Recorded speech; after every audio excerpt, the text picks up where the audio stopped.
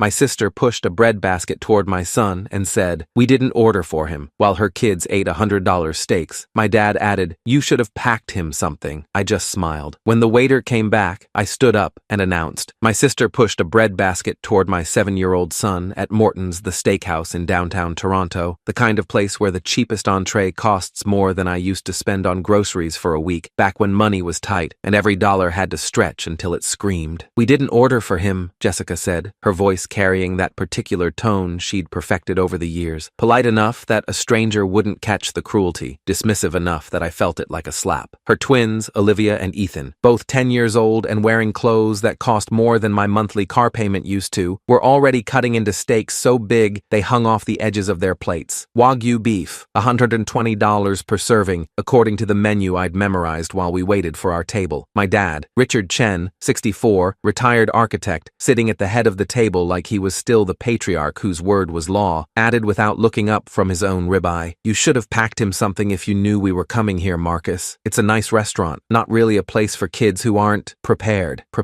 Like my son Caleb was the one who'd failed somehow. Like at 7 years old, he should have anticipated that his own family would invite him to dinner and then deliberately exclude him from ordering food. I just smiled, kept my face neutral, let the moment hang there while Caleb looked at me with those big brown eyes, his mother's eyes, the only thing he'd inherited from Sarah before she died 3 years ago from complications during what should have been a routine surgery, before I became a single father working 2 jobs and trying to figure out how to braid hair for school picture day. "It's okay, buddy," I whispered, putting my hand on his shoulder. His small frame was tense, holding back tears because he'd been so excited about this dinner, had talked about nothing else for 3 days after Jessica called to invite us. "Just wait, trust me." Caleb nodded, bit his lip, reached for a piece of bread with hands that trembled slightly. My heart cracked watching him try to act like this was fine, like being treated as an afterthought at a family dinner was normal. Jessica had always been the golden child, 3 years older than me, married to David Liu, who worked in investment banking, and whose yearly bonus was probably more than I'd earned in my entire 20s. They lived in a house in Oakville with 6 bedrooms and a 3-car garage. Their kids went to Upper Canada College, $35,000 per year tuition. Jessica drove a white Range Rover that cost more than most people's houses used to. She'd made a career out of looking successful, of posting Instagram photos with captions about blessed and grateful, while never acknowledging that her wealth came from marrying rich, not from any particular talent or effort of her own. I was the screw-up, the one who'd gotten Sarah pregnant in college, the one who'd dropped out to support his young family, the one who'd worked as a software developer by day and drove for Uber on weekends after Sarah died, because daycare cost $1,800 a month and rent was $2,200 and grief doesn't pay bills. The one whose son wore clothes from Old Navy while his cousins wore Burberry. But what they didn't know, what nobody in my family knew because I deliberately kept it secret for 3 months, was that one of those jobs had just paid off, real big. The software development wasn't just a 9-to-5 job. For the past 4 years, I'd been building an app on the side, nights after Caleb went to bed, weekends while he watched cartoons, a productivity platform for remote teams that I'd coded from scratch, tested with small businesses, refined based on feedback, built into something that actually solved real problems for real companies. 3 months ago, January 23rd, 2024, at 2:47 p.m., a date and time burned into my memory. I'd gotten a call from TechCorp Solutions. They wanted to acquire my app, wanted to integrate it into their enterprise platform, wanted to pay me $8 million. $8 million.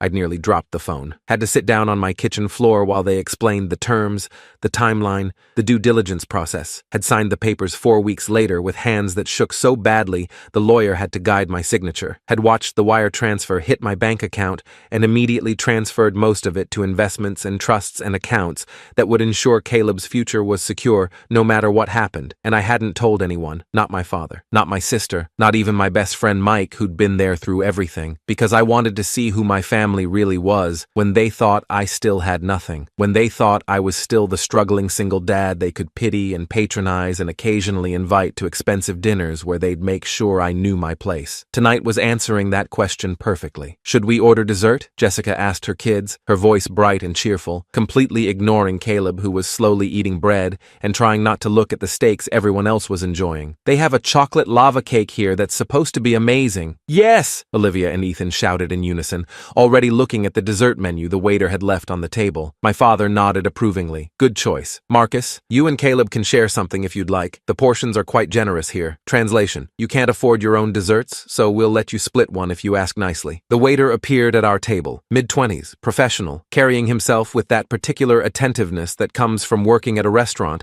where tips regularly hit 3 figures. "How is everything this evening? Can I get you anything else?" I stood up. Everyone at the table looked at me. Jessica's fork paused halfway to her mouth. My father's eyebrows raised in that expression I'd seen 1,000 times, the one that said I was about to embarrass him. "Actually, yes," I said, my voice calm and clear. "I'd like to move to a different table, just me and my son." Complete silence, the kind of silence that feels heavy, suffocating. "What?" my father said, setting down his wine glass with slightly too much force. "Marcus, don't be ridiculous. Sit down. You're making a scene." "No, I don't think I will sit down." I looked at the waiter, who was professionally maintaining a neutral expression, but whose eyes showed he'd clearly noticed the dynamic at our table. "Can we get a table by the window? The best one you have available?" "Of course, sir. Right this way." Jessica hissed at me across the table, her carefully maintained composure cracking. "You're making a scene. Overbred? Seriously? You're going to throw a tantrum because—" "Not overbred," I interrupted, my voice still calm, but with an edge now that made her stop mid-sentence. "Over respect. Over the fact that you invited my son to dinner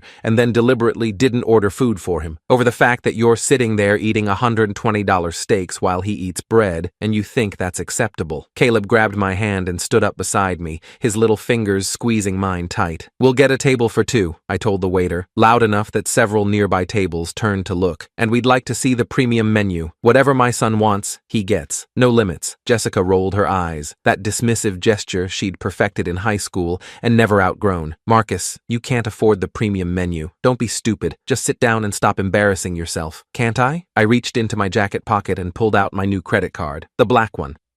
The Centurion card from American Express that had arrived in the mail 6 weeks ago after my private banker had suggested I apply, given my changed financial circumstances. My father's eyes narrowed as he recognized it.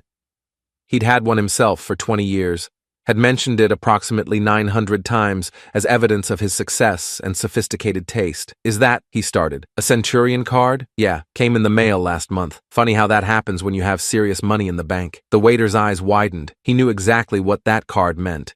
Knew it required $250,000 annual spending and came with benefits most people never saw. His entire demeanor shifted, posture straightening, voice taking on a more deferential tone. "Right this way, Mr. Chen. We have a perfect table for you and your son. I'll have the premium menu brought over immediately." "Wait," my father said, standing up now, his voice taking on that commanding tone he used when he wanted to assert control. "Let's not be hasty here. There's no need to—" "Oh, now you want us to stay?" I turned to face the whole table, letting them see the expression on my face that was no longer smiling, no longer accommodating. "When you thought I was broke, my 7-year-old son could eat bread and watch his cousins enjoy steaks. But now that you see the card, now that you realize I have money, suddenly there's room at the table? Suddenly you're concerned?" Jessica's face went red, that blotchy coloring she got when she was angry or embarrassed or both. "That's not— we were just— you're twisting this. We assumed you'd want something simple for him. Kids don't need expensive— You assumed wrong. And you showed me exactly who you are when you think someone has nothing. Thanks for that. Really clarifying." I took Caleb's hand and followed the waiter across the restaurant to a window table with a perfect view of the Toronto skyline, the CN Tower lit up against the dark April sky. Behind us, I could hear my family's urgent whispers, could feel their eyes on my back, could sense the shift in power dynamics that had just occurred. "Order anything you want, buddy," I said once we were seated, opening the premium menu in front of Caleb. "The biggest steak they have, appetizers, dessert, whatever makes you happy." His face lit up in a way I hadn't seen since before Sarah died, that pure, unfiltered joy that kids have when something exceeds their wildest expectations. "Really? Anything?" "Anything. This is your night. You deserve better than bread." The waiter returned with sparkling water in crystal glasses and an iPad showing the premium menu with full-color photos. "For the young man, might I suggest our 40-ounce tomahawk ribeye? It's our signature cut, dry-aged for 45 days, served with—" "Yes," Caleb breathed, staring at the photo with wide eyes. "Can I really get that?" "You can get 2 if you want," I said, smiling at his expression. "But maybe start with 1 and see how you feel." "And for you, sir?" the waiter asked. "Same. And let's start with the crab cake appetizers. The good ones, not the small plates. Excellent choices. And for drinks? Whatever juice he wants. I'll take a Macallan 25. The waiter nodded approvingly. That scotch was $180 per glass, and his tip was getting bigger by the second. Outstanding. I'll put that in immediately. Across the restaurant, I could see my family at their table. Jessica was gesturing urgently. My father had his phone out, probably trying to call me. David, Jessica's husband who'd been silent this entire time, looked uncomfortable, like he was realizing he'd just witnessed something that couldn't be smoothed over with money or social niceties. My phone buzzed. Dad calling. I declined it. Let it go to voicemail. Another buzz. Text from Jessica. You're being childish. This is ridiculous.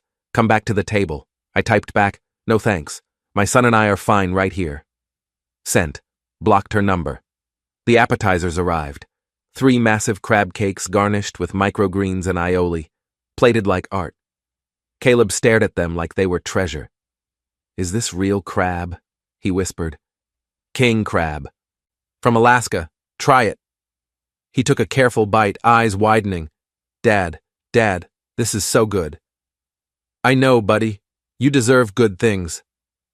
The steaks came 20 minutes later. 40-ounce tomahawk cuts on plates so big they required special presentation, still sizzling, perfectly marbled, cooked to medium rare exactly as requested.